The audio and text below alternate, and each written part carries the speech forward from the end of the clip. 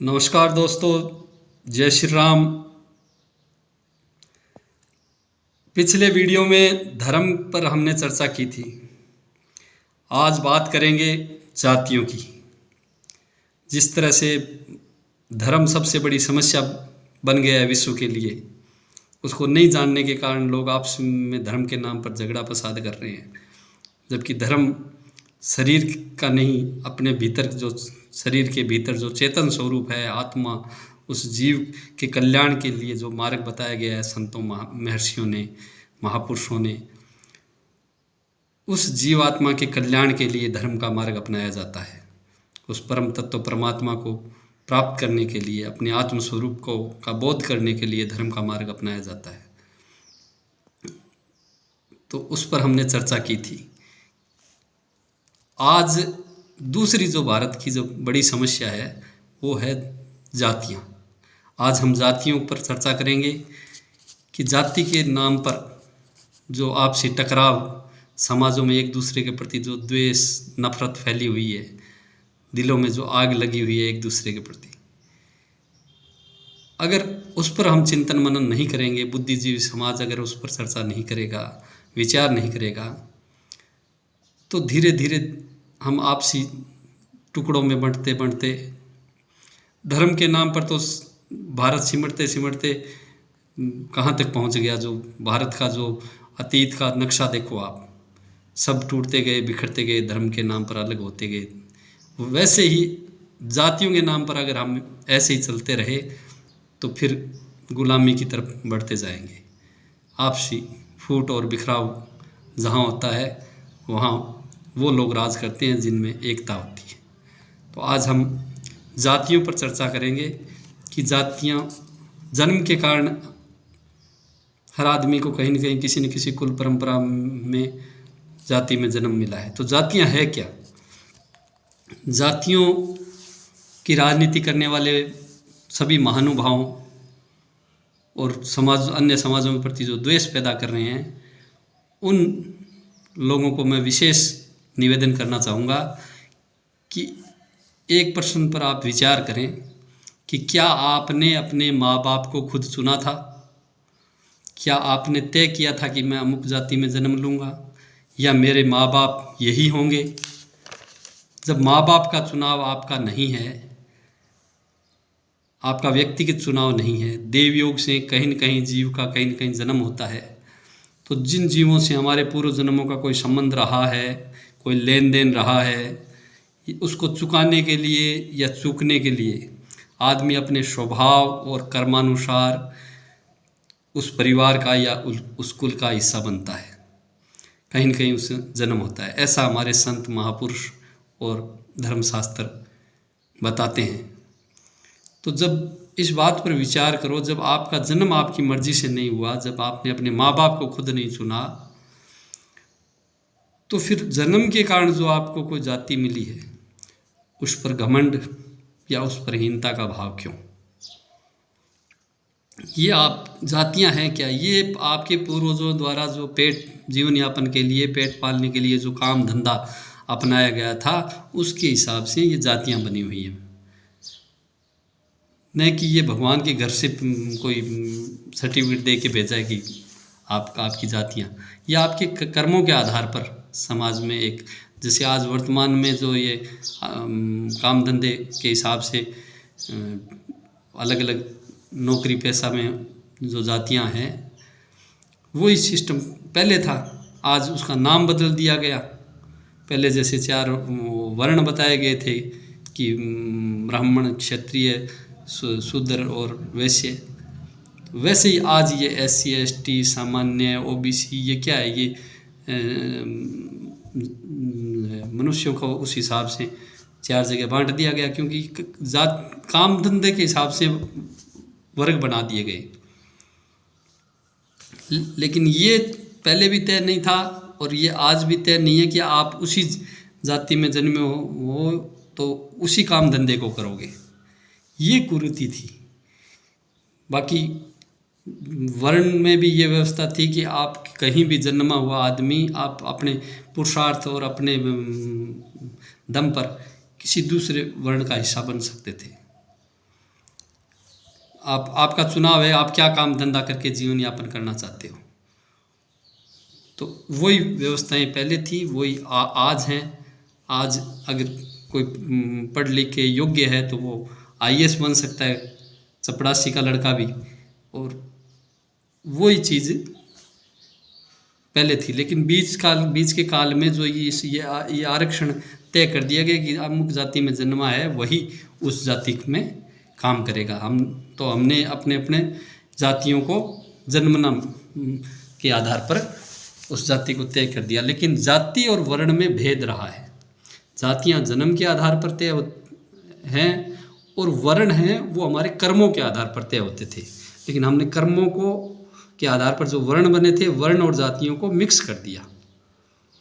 ये मिक्स नहीं है, अलग अलग इनकी है। तो जातियों के नाम से जो ये द्वेषता फैला रहे हो वो गलत है। पेट पालने के लिए, जीवन यापन के लिए जो धंधा अपनाया बुजुर्गों ने, वो वर्तमान की हमारी जाति हो गई। तो उस जाति में आपसी द्वेष और टकराव की कहाँ बात आती है। बात आती है कि सारी दुनिया इस बात पे लड़ रही है कि हम श्रेष्ठ, हम श्रेष्ठ। तो श्रेष्ठता तो कोई जाति में जन्म लेने से कोई छोटा या बड़ा नहीं होता। समाज में जीने के लिए हमें एक दूसरे की, छोटे से छोटे आदमी के और बड़े से बड़े काम धंधे करने वाले की ज़रूरत होती है। जीवन के हर कार्य में हमें साफ सफाई, नौकरी, खेती, व्यापार, सुरक्षा, स्वास्थ्य, शिक्षा से जुड़े हर आदमी की एक दूसरे को हमें ज़रूरत है। तो इन काम धंधों के आधार पर ही तो जातियों का वर्गीकरण हुआ था, और इन काम धंधों से जुड़े हर आदमी की हमें ज़रूरत पड़ती है। तो विचार करो कि क्या हम एक दूसरे के बिना अधूरे नहीं हैं। अगर ये काम वाले सभी अपने अपने दायरे में सिमट के एक दूसरे का विरोध करने लगेंगे तो समाज का ढांचा है वो सिस्टम ही बिगड़ जाएगा। तो इन धंधों के आधार पर किसी को हम श्रेष्ठ या दूसरे को, धंधे वाले को निकृष्ट, नीचा नहीं कह सकते। श्रेष्ठता होती है उसके गुणों से, व्यक्ति के चरित्र से। व्यक्ति जीवन यापन के लिए आप चाहे कोई भी काम धंधा करो, बशर्ते आप श्रेष्ठ तो तब हो जब आप में या आपकी जाति में मानवता के प्रति, इंसानियत के गुण हो। आप अपने से कमज़ोर, दीन दुखी की सहायता करते हों, आप में सेवा भाव हो, दूसरे की मदद करने के प्रति, आप में राष्ट्र भक्ति हो, देश के लिए कुछ कर गुजरने का मादा हो, तो ही आप को हम श्रेष्ठ कह सकते हैं। आपने या आपकी कौम ने कोई ऐसा काम किया हो, सेवा से जुड़ा हुआ, कोई त्याग या तपस्या या बलिदान होने की कोई भावना के साथ अन्य नौजवानों के लिए कोई प्रेरक या प्रेरणादायी जीवन जिया हो आपने, तो ही आपको हम श्रेष्ठ या महान मान सकते हैं।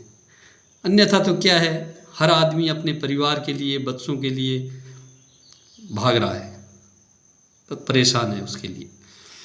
पर मिलता उतना ही है जितना उसके पुण्य है, उसका पुरुषार्थ है या उसका भाग्य है। अतः जातीय द्वेषता न फैलाएं। जातियों की फूट से समाज और राष्ट्र कमज़ोर होता है, और जहाँ कमज़ोर लोग रहते हैं, आपसे बिखरे हुए लोग रहते हैं, उन पर वही लोग राज करते हैं जिनमें एकता होती है। इसलिए देश हित में ये ज़रूरी है कि हम आपसी इस चीज़ को समझें कि जाति जन्म के कारण हमें जाति मिल गई, और जाति हमारे पूर्वजों ने जैसे काम धंधे पेट पालने के लिए किया था, वैसे हमारी जाति बन गई। तो आज तो हर जाति के लोग हर काम धंधे को कर रहे हैं, छोटा सा छोटा बड़ा काम कर रहे हैं पेट पालने के लिए। जैसा काम मिल जाए, बड़े से बड़े नौकरियों में जा रहे हैं, बड़े बड़े ओहदों पे जा रहे हैं। तो हर जाति का आदमी हर काम कर रहा है। तो काम धंधे की वजह से कोई जाति छोटी या बड़ी नहीं है। उसमें श्रेष्ठता तभी है जब आप अन्यों के लिए, देश के लिए, मानवता के लिए, अन्य समाजों के लिए, कि दीन दुखी की सहायता के लिए आपने कुछ किया हो। तो उस जाति, आप जिस जाति में जन्मे हो, उस जाति का अगर आप भला चाहते हो, उसकी प्रतिष्ठा चाहते हो, तो आप अपने बच्चों को संस्कारित करें, उनमें मानवता व राष्ट्र के लिए उपयोगी बनकर सेवा की भावना कि गुण भरने का काम करें। उनका चरित्र और व्यवहार ही उनको, आपको और आपकी कौम को श्रेष्ठ और महान बनाएगा। जहाँ उनमें सद्गुण होंगे तो लोग अपने आप उनका सम्मान करेंगे। रामचरितमानस की एक चौपाई है, दोहा, उसमें बताया गया कि जहाँ सुमति तहाँ संपत्ति नाना, जहाँ कुमति तहाँ विपत्ति निदाना। तो जहाँ सुमत रहती है, एकता रहती है, वहाँ सुख, शांति, समृद्धि सब रहता है।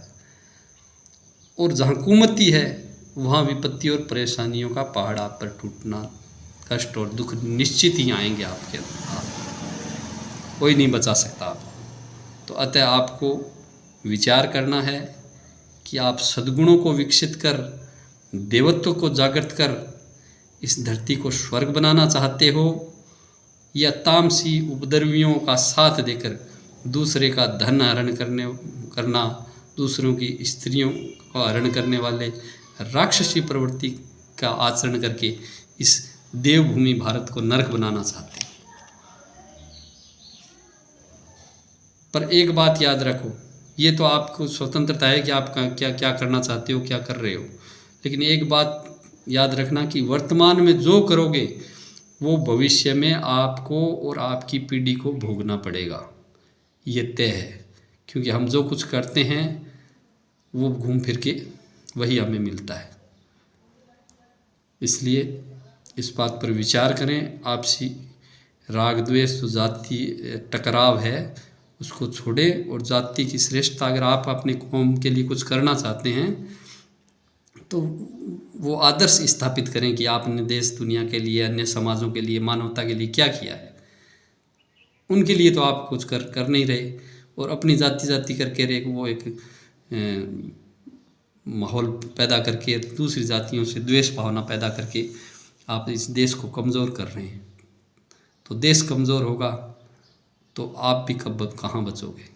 इसलिए इस बात पर विचार करना। जय हिंद, जय भारत, जय श्री राम। ओम ओम ओम।